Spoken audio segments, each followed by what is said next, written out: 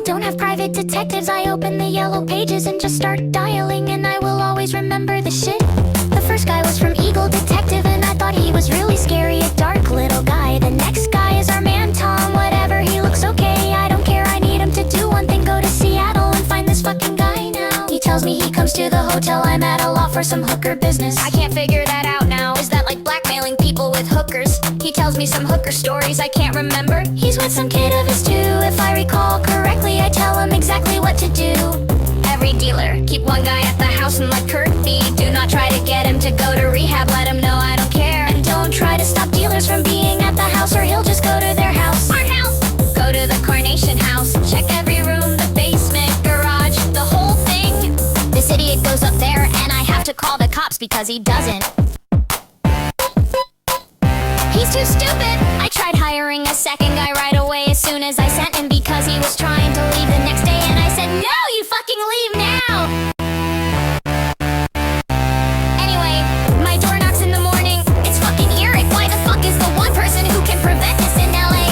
I heard you were dead and Kurt was here. Get back on the plane. Shit, we both looked at each other and I just knew Eric went to go get back on the plane. Then I called Nyler to get some drugs, for fuck's sake, and call my mother-in-law to come take care of my kid. And Nyler comes, or someone of his people, and gives me some shitty little bit of drugs, which I do, but it's crap. And then my arm explodes into a rash of shit. Want me to keep going? Yeah, okay, I will. So I call downstairs because my arm's blowing up. Meanwhile, I'm on a phone with a stupid ass, fat ass, yellow pages private investigator who is not doing what I'm telling him to do. The concierge brings me some Benadryl, which I take, and my arm stops exploding. I start to pack and cancel Kurt's fucking ATM so he can't withdraw on any more money. That way he has to call me. I call the fucking manager again, tell him Kurt's going to die. He now says, well, there's nothing we can do at this point. I ask him if he has called Chris to go to the house. Chris doesn't feel this is his responsibility anymore.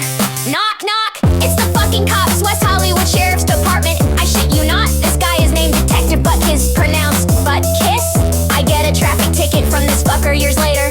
He pulls me in Norton Orber in West Hollywood, walks up to the car, sees me, and without one word, he turns on his heels and runs to his car. Fucking pussy, and his squad concierge boy has noticed my state. Let's not discuss that I have a hold on my phone for everyone but my husband.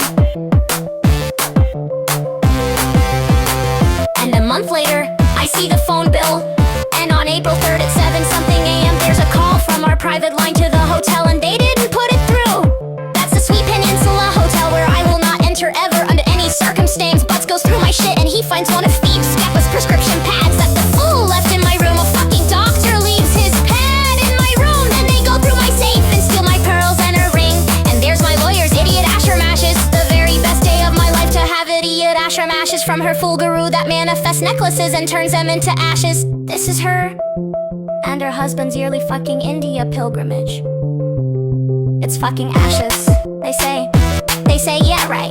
They cuff my ass and haul me into the jailhouse, and I'm sitting there in the Beverly Hills police station, and I get this flash in my head, and I see a flash. I cannot explain this, and no one here really knows me, so I'm just digitally venting things I don't even talk about, except to Jim and to Edward and to Eric. And I see it and I feel it, and I know.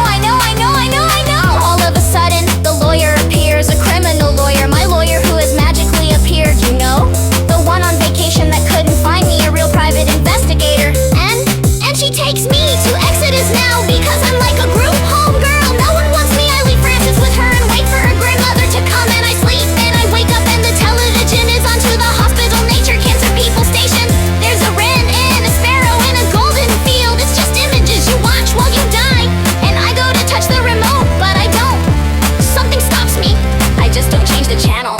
I'm in the hospital, not the rehab part. I guess I just need to be in a hospital. I don't know.